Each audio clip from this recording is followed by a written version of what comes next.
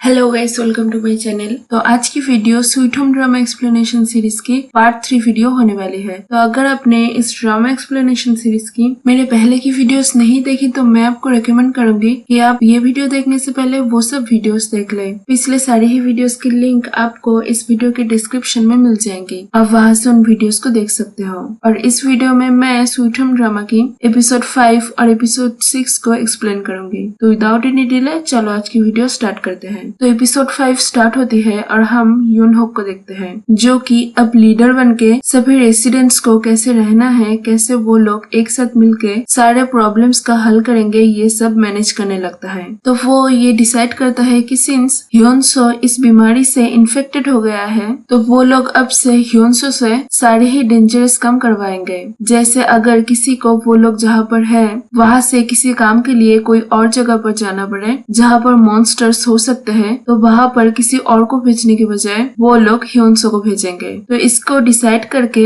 यूनहोक ह्योनसो को पहला काम देता है दूसिक और उन दो बच्चों को लास्ट फ्लोर में ले आने का। तो ह्योनसो यूनहोक की बातें सुन के दूसिक के रूम में जाने के लिए निकल पड़ता है और ह्योनसो के जाने से पहले यूनहोक उसे बोलता है कि दूसिक को बचाना उन लोगों का मेन गोल है और अगर बच्चे ना भी बचे तो भी होगा। और यूनहोक की ये बातें सुन के ह्योनसो शॉक्ड हो जाता है। असल में यूनहोक ने ऐसा इसीलिए बोला था क्योंकि सिंस दूसिक एक मैकेनिक था तो वो आगे जाकर उन लोगों को उस अपार्टमेंट से बाहर निकालने में हेल्प कर सकता है और बच्चे आगे जाकर उन लोगों का बर्डन भी बन सकते हैं। दो यूनहोक का ऐसा सोचना इंसानियत के नाते काफी हार्श थी, लेकिन उस सिचुएशन में सेफ रहने के लिए उसकी डिसीजन ही ठीक थी। आगे दूसिक बाथरूम खोल के जब देखता है कि म्योनसुक अब मॉन्स्टर बन गई है, तब उसे याद आता है कि म्योनसुक ने उसे बोला था कि अगर वो कभी भी मॉन्स्टर बन गई तो उसे मार देने को। बट दूसिक म्योनसुक के मॉन्स्टर बनने के बाद भी उसे नहीं मार पाता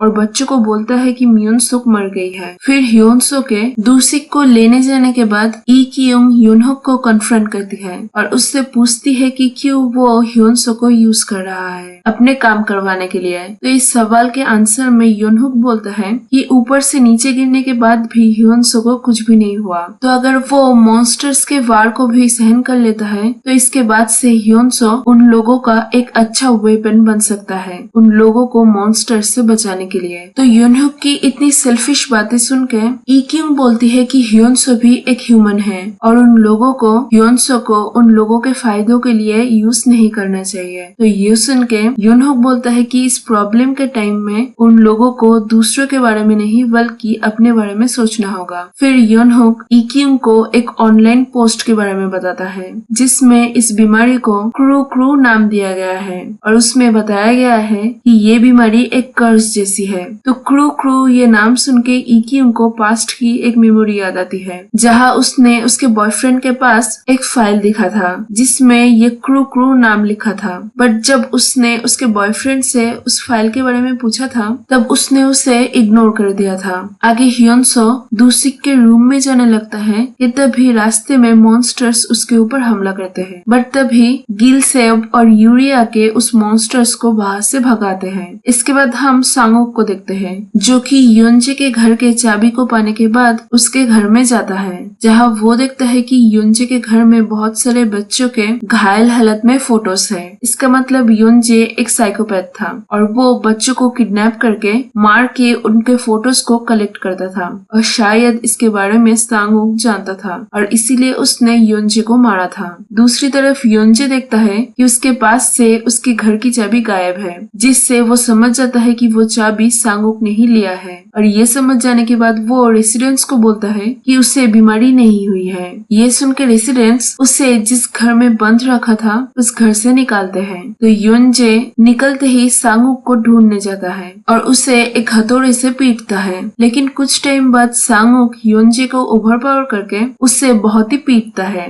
और अपार्टमेंट का दरवाजा खोल के जहाँ पर मॉन्स्टर्स थे वहाँ पर योंजी के बॉडी को रख देता है और बाहर से जिनुक की बेटी और सुंगांग की लाश को दफनाने के लिए अपार्टमेंट के अंदर ले आता है और उन दोनों के बॉडीज को ले आने के बाद वो खुद बाहर रह के अपार्टमेंट का दरवाजा बंद करने की कोशिश करता है, लेकिन जेहुन उसे ये काम करने से रोकता है और उसको फिर से अपार्टमेंट के अंदर ले आता है, क्योंकि जेहुन मन ही मन में ये जानता था कि सांगोक ने किसी ठोस वजह से ही योनजे को मारा है। फिर जिनुक की बेटी की लाश ठीक से दफनाने के बाद जिनुक सांगुक को थैंक यू बोलती है उसके बेटी के लाश को अंदर ले आने के लिए। आगे ह्योनसो, गिलसेप और यूरी एक साथ मिलके 2 सिख और उन 2 बच्चों को लास्ट फ्लोर में ले आते हैं। इसके बाद इक्यूम को पता चलता है कि वो प्रेग्नेंट हो गई है और यहाँ हमें ये पता चलता है कि उसका बॉयफ्रेंड शादी से कुछ ही दिन पहले मर गया था। एनीवेज, इसके बाद हमें पास्ट के एक सीन से पता चलता है कि एक आदमी ने उसकी बच्ची जो कि किडनैप हो गई थी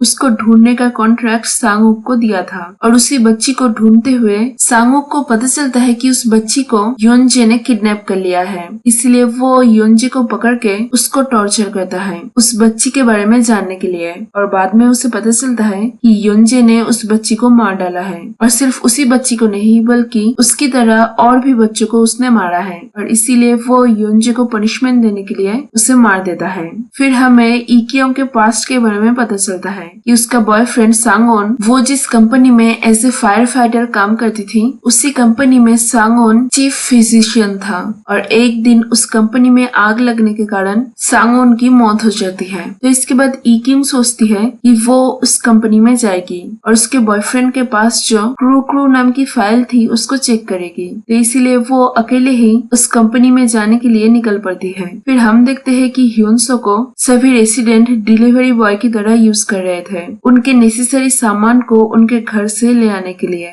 और ये करने के साथ साथ ह्योनसो अपार्टमेंट के सभी जगह पर मॉन्स्टर्स के लिए फंदे भी बिछा रहा था ताकि कोई भी मॉन्स्टर अगर लास्ट फ्लोर में जाने की कोशिश करे तो उन फंदों की वजह से रेसिडेंट्स को पहले से ही पता चल जाएगा कि मॉन्स्टर्स आ रहे हैं। और ह्योनसो को बुरी तरीके से ट्रीट होते हुए देख योनू और दूसी दोनों को ही बिल्कुल अच्छा नहीं लगता। इसके बाद सोक्योन एक लंबे बालों वाले मॉन्स्टर बन जाता है और वो जिस रूम में था वहाँ से बाहर निकल के सभी रेसिडेंट्स के पास आने लगता है। तो सबके सामने आके वो उसकी बेबी सानयोंग को उससे किसी और को हार्म करने से पहले ही मार देने बोलता है और ये सुन के सानयोंग बहुत ही सोचने के बाद ना चाहते हुए भी सुक्योन को मार देती है और उसको मारते हुए उसे पास्ट की बातें याद आती है कि कैसे सुक्योन उसके साथ जानवरों की तरह बिहेव करता था और उसे बात बात पे कितना मारता था। और ये सब याद आने के बाद सानयोन सुक्योन को गुस्से में और भी बुरी तरीके से मारती है। आगे इक्यूम उस कंपनी में पहुंचती है और सांगोन के टैबलेट में क्रू नाम के फाइल को खोल के उसके बारे में पढ़ती है जहाँ पर सांगोन ने लिखा था कि उसे भी ये बीमारी हो गई है और वो साइंटिस्ट को इस बीमारी के रिसर्च सब्जेक्ट बनके इस बीमारी के बारे में जानने में हेल्प कर रहा है।